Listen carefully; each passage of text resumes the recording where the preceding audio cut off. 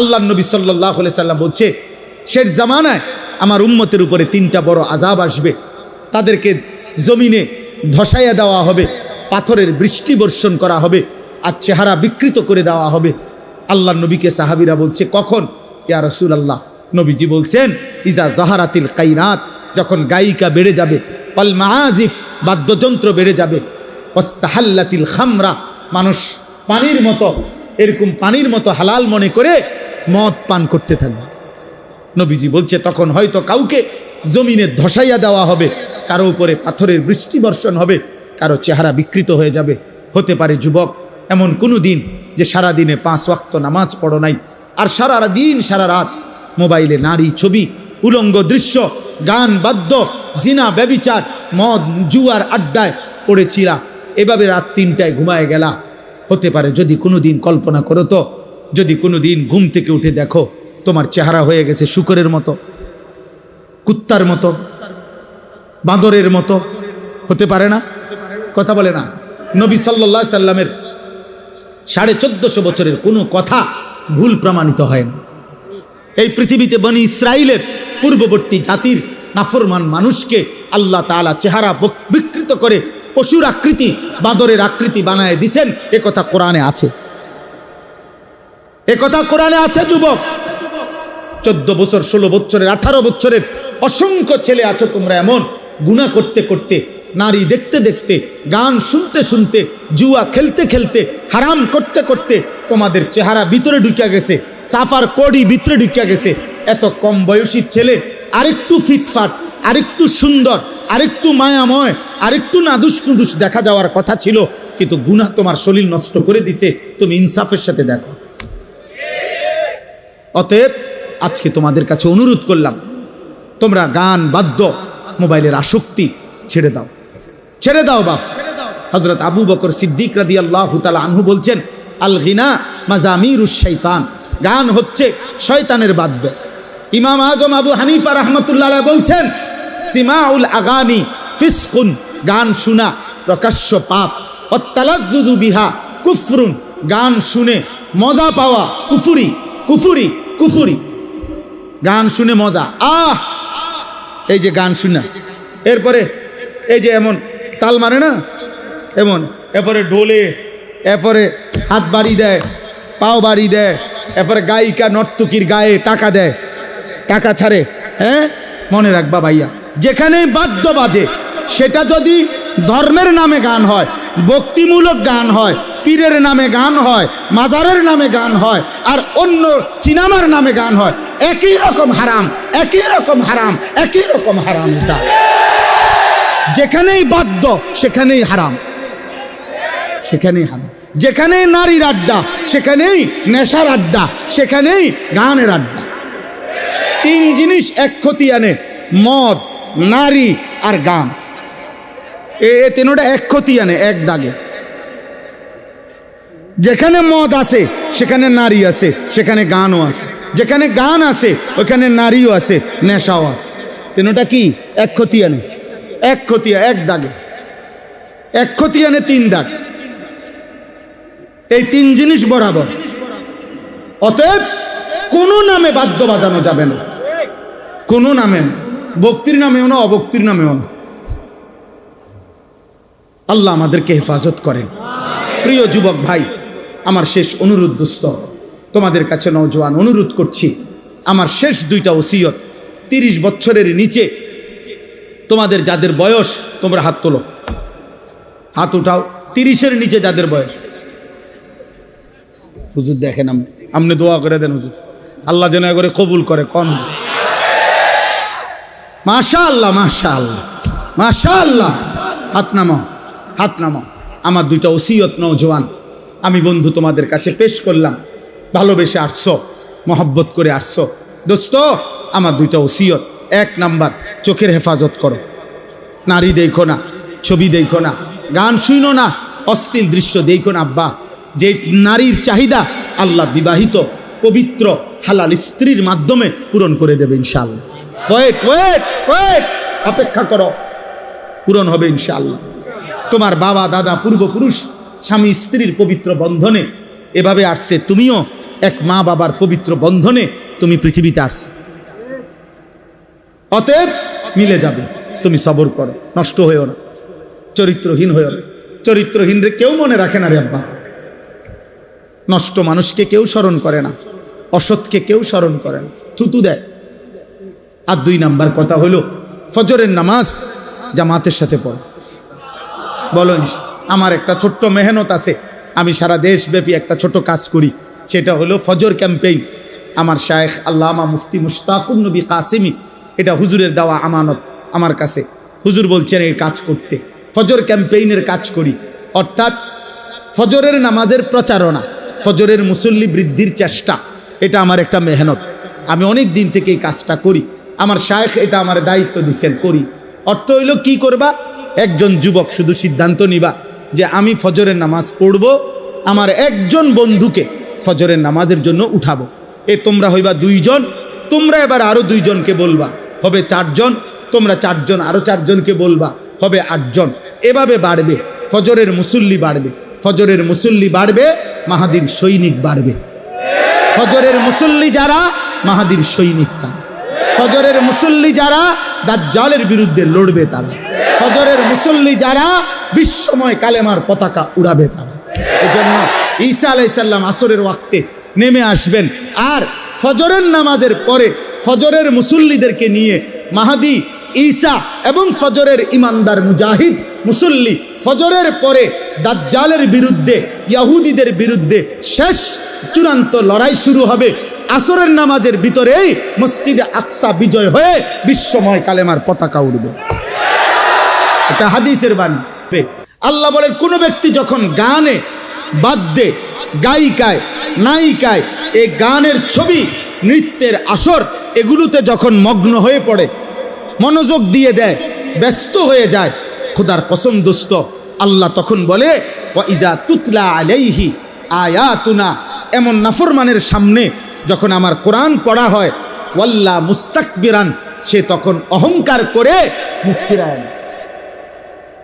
এরকম মুখ ফিরায়, আর এমন একটা ভাব নেয় কাআনলাম ইয়াসমাআহা, যেন সে আমার কোরআন শুনতেই পায় না। কাআন্না ফি উযুনাইহি ওয়াকরা, অথবা এমন একটা ভাব নেয় যেন সে আগের থেকেই কানেই শুনে না, বধির। বধির মানে আমার কোরআন, আমার আওয়াজ, আমি আল্লাহর কালাম, আমার শব্দ, আমার কথা তার কানেই পড়ে না, কানেই পড়েন। এ পরিমাণ গানে অভ্যস্ত, বাদ্যে অভ্যস্ত, নৃত্যে অভ্যস্ত, নায়িকায় অভ্যস্ত, হারাম ছবিতে অভ্যস্ত, যে আমার কথা আর তার কানেই পড়ে না। ফাবাশশিরহু বিআযাবিন আলীম, আল্লাহ বলে, বন্ধু এই সমস্ত নাফরমানদেরকেও অত্যন্ত মর্মান্তিক, নিকৃষ্ট, ভয়ানক আযাবের সুসংবাদ দেন। এটা বিদ্রুপ করে আল্লাহ বলছে যে বন্ধু ওরে সুসংবাদ দেন যে তোমারে টাঙ্গাইয়া ফিরবে। আপনার জন্য সুসংবাদ, আপনি অপেক্ষা করেন, গান শুনতে থাকেন, নারী দেখতে থাকেন, ছবি দেখতে থাকেন, নাটক দেখতে থাকেন, সিনেমা দেখতে থাকেন, নর্তকীর নাচ দেখতে থাকেন, বাদ্যযন্ত্রের তালে তালে নাচতে থাকেন, মজা মারতে থাকেন। আল্লাহ ওয়াদা দিছে, ওরে বলে দিয়েন শুধু আপনার জন্য একটি সুসংবাদ অপেক্ষা করছে, আপনাকে আল্লাহ সর্বোচ্চ পরিমাণের শাস্তি দেবে। আল্লাহ বলছে, বান্দা তুমি জানো না আমি রহমান, এটা তুমি শুনছো না, আমি রাহিম, আমি গাফফার, আমি গাফুর, কিন্তু বান্দা মনে রেখো আমি শুধু রহমান আর রাহিম না, আমি কিন্তু জব্বার, আমি কাহ্হার, আমি আজিজ, আমি যুনতিকাম। আমি যেমন দয়াবান তেমন আমি প্রতিশোধ গ্রহণকারী, আমি শাদীদুল ইকাব, কঠিন শাস্তিদাতা, আমি সারিউল হিসাব, দ্রুত হিসাব গ্রহণকারী। আমি ছাড়ব না, আমি ছাড়ব না। বন্ধু আমার, নওজোয়ান সাথী, আমি তোমাদের জন্য বলছি, প্রিয় ভাই আমার, এবার শেষ কথা শোনো।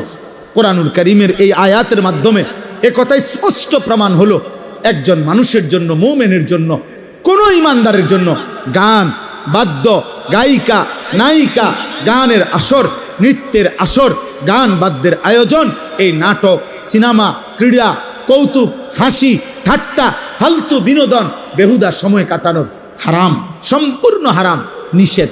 আমার ভাই তুমি বলো, এবার এই বড় মোবাইল দিয়ে দিবানিশি তোমরা কি করছো?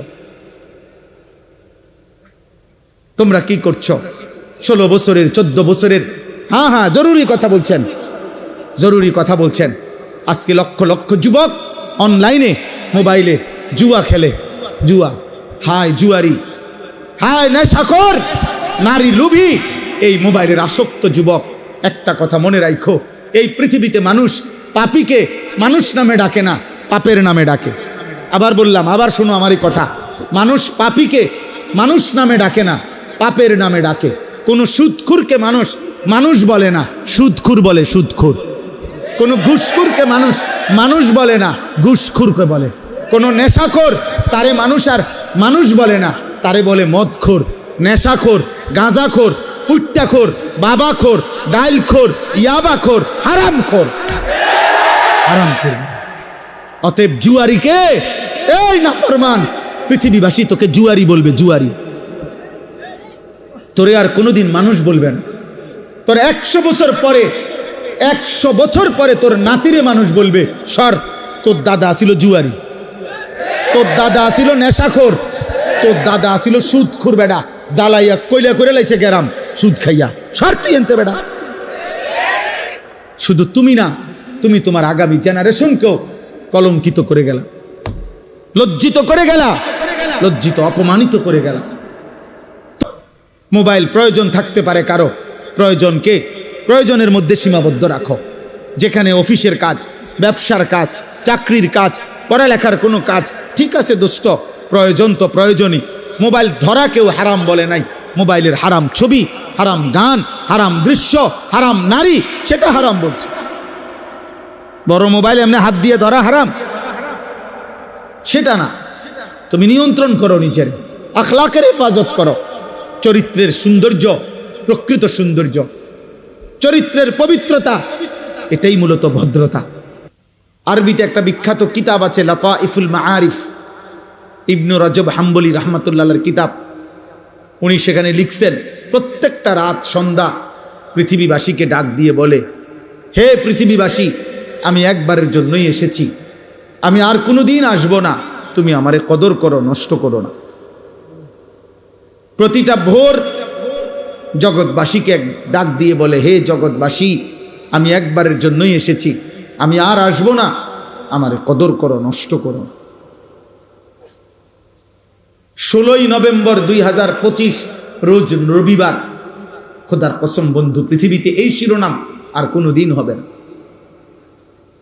ইসরাফিলের ফু পর্যন্ত আর এই শিরোনাম হবে না। আগামী রবিবার হবে, কিন্তু সেটা 16ই নভেম্বর না। আগামী বছর 16ই নভেম্বর হবে, কিন্তু সেটা 2025 না, 2026। তার মানে হুবহু এই শিরোনাম আর হবে না, এই রাত আর হবে না। আজকের মাগরিবের ওয়াক্ত আর কোনো দিন হবে না। আগামীকালকের মাগরিবটা আগামীকালকের মাগরিবের ওয়াক্ত, আজকের এশার ওয়াক্ত আর কোনো দিন হবে না।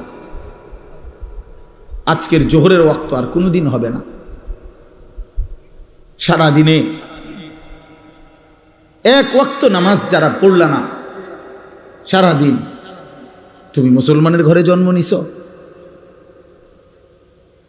তোমার মতো নিকৃষ্ট নাফরমান মুসলমান, মুসলমান এত বড় অসভ্য হয় যে 24 ঘন্টায় একবারও তার রবের সামনে যার কপাল সেজদা দেয় না, তার চাইতে নিকৃষ্ট গাদ্দার আসমানের নিচে জমিনের উপরে আর কেউ নাই। বেনামাজি তোর চাইতে নিকৃষ্ট গাদ্দার, অসভ্য, বেয়াদব আসমানের নিচে জমিনের উপর আর কেউ নাই। ভোরের কুত্তা তোকে দেখে লজ্জা পায়, সকালের কুত্তা, ভোরের কুত্তা আল্লাহকে বলে, আল্লাহ প্রথম নজর যেন কোনো বেনামাজির উপরে না পড়ে। কুত্তা তোরে দেখে লজ্জা পায়, কুত্তা। সমবয়সী কিছু অসৎ দুষ্ট, তোমার সমবয়সী কিছু চরিত্রহীন সারা বাস্তব তোমরা দেখো, যারা মোবাইল, নারী, ছবি আর এই চুলের এই বেহুদা মুশরিকের ফ্যাশন নিয়ে ঘুরো। তোমার সামান্য কিছু বন্ধু সমবয়সী ছাড়া খোদার কসম এই কায়নাতের কোনো কেউ তোমার দিকে তাকায় না।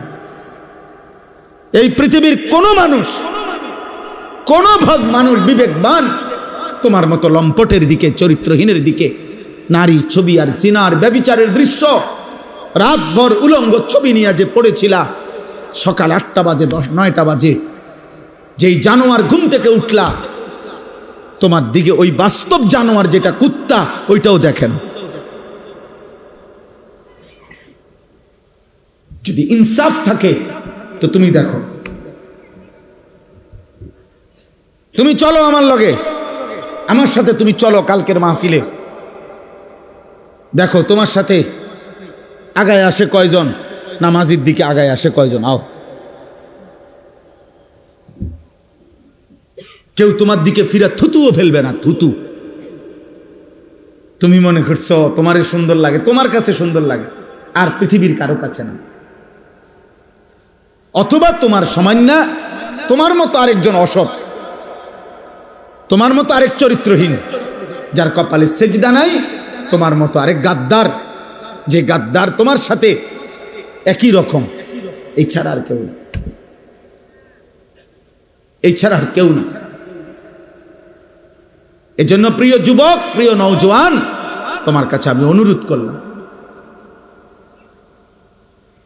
এমন আফসুসের জীবন পার করো না বাপ, যে তোমার মা তোমারে ডাকে না, বাপ তোমারে ডাকে না, এই দেশবাসী তোমারে কিছু বলে না, চোখের সামনে তুমি নষ্ট হয়ে যাইতেছ, চোখের সামনে তোমার চরিত্র শেষ হয়ে যাচ্ছে, এক ওয়াক্ত নামাজ পড়ছো না, অথচ মাও কাঁদে না, বাবাও কাঁদে না, পাড়া পড়শি, দেশবাসী, স্বজন আত্মীয় কেউ তোমার জন্য কাঁদে না। চিরে এই ছেলেটার পরিণতি কি হবে? ও যে আল্লাহ চেনে না, নামাজ চেনে না, তার শরীরের মধ্যে কোনো পাক পবিত্রতা নাই, পেশাব করে পানি নেয় না, ঢিলা নেয় না, কোন টয়লেট পেপার ব্যবহার করে না, কি দেখে, কি খায়, কি ঘুমায়, চেহারা কি, শরীর কি, চুল এটা কার মতো, প্যান্ট এটা কার মতো, গেঞ্জি এটা কার মতো। আহারে আব্বা, আমার বড় ভাই আমারে একবারে একদিনে 3 বার চুল কাটাইছে, শুধু 1 সুতা চুল, সামনে পিছনে 19-20 হয়েছে মনো। বড় ভাই 3 বার সেলুনে পাঠাইয়া বলছে যে আবার চুল কাট।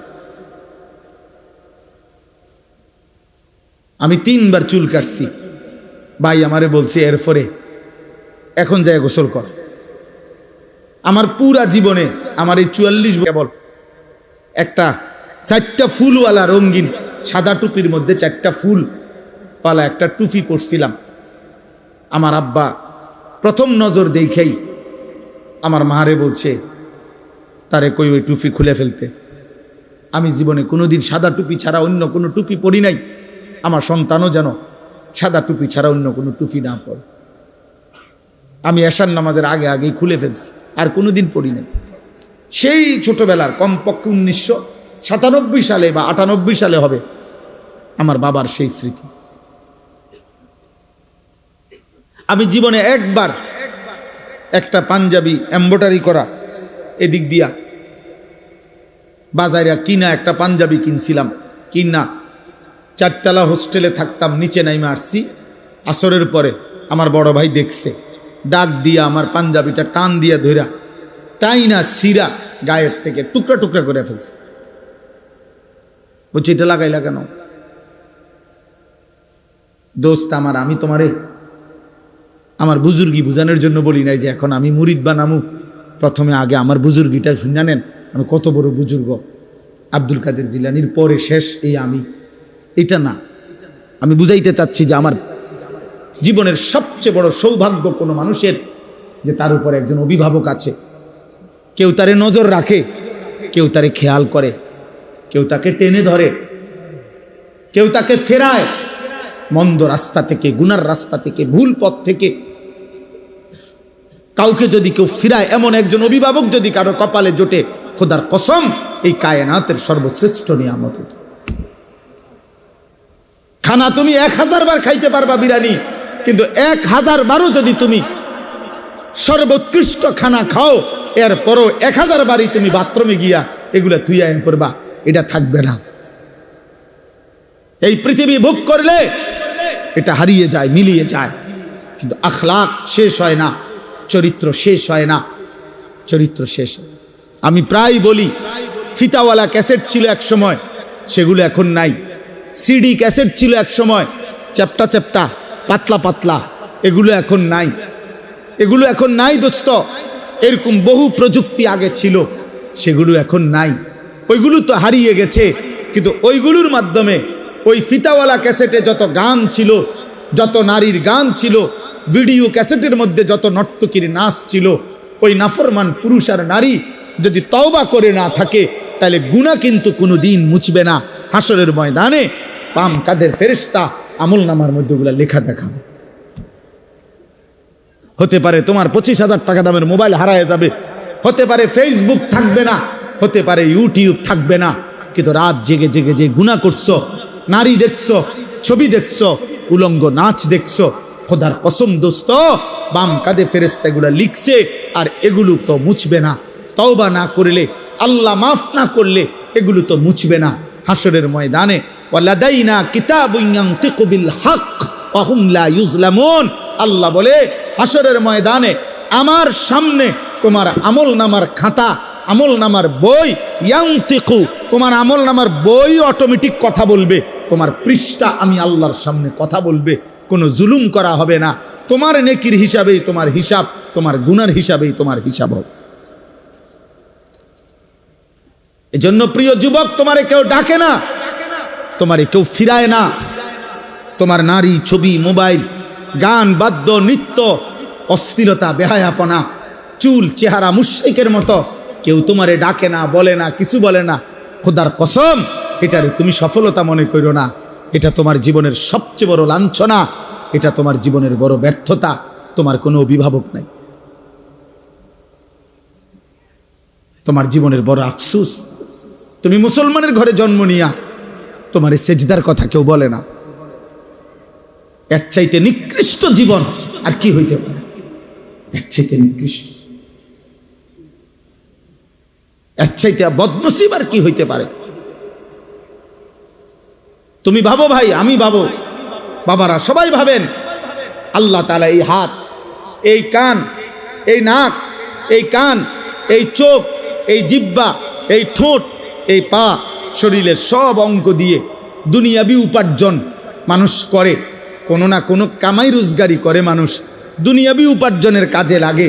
কিন্তু খেয়াল করলে দেখবেন মানুষের এই কপাল, এইটা পৃথিবীর উপার্জনের কোনো কাজে লাগে না। এই কপাল দিয়ে কেউ কিছু ধরে না, কেউ ঠেলা দেয় না, কেউ টাইনা আনে না, কপালের মধ্যে কিচ্ছু কাজে লাগে না। ব্রেন খাটায়, হাত দিয়া ধরে, চোখ দিয়া দেখে, কান দিয়া শুনে, জিহ্বা দিয়া স্বাদ নেয়, নাক দিয়া গন্ধ শুকে, পাও দিয়া হেঁটে যায়, অন্তর দিয়া ভাবতে থাকে, কিন্তু কপাল দিয়া তেমন দুনিয়াবি উপার্জনের কোনো কাজ করে না। তাহলে কপাল এটা আল্লাহ কেন দিলেন? কপাল এটা দিয়া বাহ্যিক পৃথিবীর কোনো কাজ হয় না, অথচ আল্লাহ এই কপাল কেন দিলেন? খোদার কসম, আল্লাহ বলছে, বান্দা সারা অঙ্গ দিয়ে তুমি দুনিয়া সাজাও, কপাল শুধুই আমি আল্লাহ সেজদার জন্য বানাইছি। কপাল শুধুই সেজদা দিবা, সেজদা। এজন্য কপালকে আল্লাহ বানাইছেনই সেজদার জন্য। এজন্য সেজদা কাকে বলে তুমি হুজুরে জিগাও, তোমরা নওজওয়ান আলেমকে জি, সেজদাই বলে কাকে? ওয়াদউল জাবহাতে আলাল আরদ, জমিনের উপরে কপাল রাখা, এটারে কয় সেজদা। সেজদা মানেই হলো কপাল রাখা। কোথায় বলে না, কোথায়? এই জন্য দোস্ত এটা মনে রাখবে, ইবলিস শয়তান আল্লাহ হুকুমে সেজদা দেয় নাই, একটা সেজদা, একবার শুধু কপাল নামায় নাই। আল্লাহ বলছে ফখরুজ ফা ইন্নাকা রাজিম, কোরআন শরীফের আয়াত। আল্লাহ বলছে বের হ বেঈমান, বাইর হ, বাইর হন থেকে, আজকের থেকে ফা ইন্নাকা রাজিম, ইবলিস আজকের থেকে তুই অভিশপ্ত। রাজিম, রাজিম, আউযু বিল্লাহি মিনাশ শাইতানির, বলে না রাজিম। ফাইযা ক্বরা'তাল কুরআন ফাস্তাইজ বিল্লাহি মিনাশ শাইতানির রাজিম। আল্লাহ বলছে রাজিম, তুই সেজদা দিলি না, এই বেঈমান, আল্লাহ বলছে তুই অভিশপ্ত। অভিশপ্ত মানে কি জানো? রাজিম মানে হলো এমন সত্তাকে বলে, এমন অস্তিত্বকে রাজিম বলে, এমন ব্যক্তিকে রাজিম বলে যে মূলত পাথর মারার উপযুক্ত, যাকে পাথর মারা উচিত, যাকে প্রতিনিয়ত পাথর মারা উচিত, এমন অভিশপ্ত ব্যক্তিকে বলে রাজিম। এজন্য ইসলামী শরীয়তের একটি বিধান, শরীয়তের একটা শাস্তি হলো, কোনো পুরুষ বিবাহিত হয়ে যদি স্ত্রী ব্যতীত অন্য নারীর সাথে জিনা করে, কোনো বিবাহিত নারী যদি আপন স্বামী ব্যতীত অন্য পুরুষের সাথে জিনা করে, তাহলে শরীয়তে শাস্তি হলো তাকে রজম। রজম মানে পাথর মেরে হত্যা করা, তারে পাথর মাইরা হত্যা করো। আল্লাহ বলছে এই রজম যেই শব্দ তাফসিরে আছে, রাজিম ওই একই শব্দ। অর্থাৎ শয়তান এতটা অভিশপ্ত যে সে মূলত প্রতি সেকেন্ড পাথর মারার উপযুক্ত, তাকে পাথর মারা উচিত, পাথর মারা। এই জন্য প্রত্যেক বছর হাজি সাহেবরা প্রতি বছর হজ্জের মধ্যে 3 দিন টানা 30 লক্ষ হাজি আল্লাহর হুকুমে 3 দিন টানা শয়তানকে অনবরত পাথর মারে, পাথর মারে। এজন্য আল্লাহ সেদিন বলছে সেজদা দিলি না, ফখরুজ ফাইন্নাকা রাজিম। সেজদা না দেওয়ার কারণে আজকের থেকে তুমি রাজিম, তোকে মূলত পাথর মারা উচিত। এবার তুমি বলো, তোমার পরিচয় তুমি বলো। ও যদি হয় রাজিম সেজদা না দেওয়াতে, তো তুমি সেজদা না দেওয়াতে কি? তুমি বলো আব্বা, বলো। চুল ফিরাও, হ্যাঁ বইয়া বইয়া কেবল চুল ফিরাও। তোমারে বেঈমানে মাতাল বানায়া প্রতিবন্ধী বানায়া দিছে। তুমি এইখানে এখন এখানে যদি আমি একটা ছেলেরে দাঁড় করাই, কোনো এক মানুষ যদি এখানে দাঁড়াইয়া হে যদি তার বাম হাতটা এরকম করে, মনে করো 5 মিনিট যদি এরকম করে, বাকিরা কি বলবে? মা পাগল, এটা এরকম করে গা বলবে কি না? তো তুমি কে চুলের এরকম করো? তুমি যে একটু পরপর চুলের এমন করো, তো তুমি পাগল না ছাগল? হ্যাঁ, তুমি মাতাল না? তুমি প্রতিবন্ধী না? তো ভালো ডাক্তার দেখাও না কেন? বলো না আব্বা। এটা ফ্যাশন কিভাবে হয়? এটা ফ্যাশন হইতে পারে কিভাবে? একজন সুস্থ ছেলে বলো যেটা ফ্যাশন হইতে পারে? এত বড় ফালতু কাজ ফ্যাশন হয় কিভাবে? এই জন্য আমি অনুরোধ করলাম, আজকে দুশ্মন, আমার কথা আমি এই 2টা আয়াতের তর্জমা বলতে চাই। এটা হলো মূলত বাস্তবতা, এটা বাস্তবতা। এটা আজকে বেঈমান তোমাদের কাছে এই বড় মোবাইলগুলা তুলে দিয়া সমস্ত কিশোর বয়সী যুবক তোমাদেরকে নেশাগ্রস্ত বানায়, মাসহুর জাদুগ্রস্ত করে দিছে।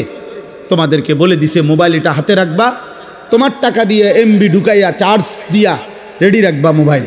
আর এবার তোমাকে মোবাইলটা তোমার হাতে থাকবে, তোমার চুল কাটবা ডিজাইন আমরা মুশরিকরা দেব, তোমার প্যান্ট আমরা বেঈমান দেব, তোমার গেঞ্জির ডিজাইন আমরা বেঈমান দেব, তোমার রুচি, তোমার পছন্দ, তোমার হাসি, তোমার চলার স্টাইল, তোমার কথাবার্তার স্টাইল, সব কিছু আমরা মুশরিকরা দেব। তোমার মোবাইলে পৌঁছে যাবে, তুমি ওইটা দেখবা আর ওই আলোকে নিজেকে সাজবা, পরিচয় দিবা তুমি মুসলমান। আর চাল চলন আর আখলাকে হবা তুমি হয় ইহুদি, নয় খ্রিস্টান, নয় মুশরিক, নয় মুরতাদ, নয় বেঈমান।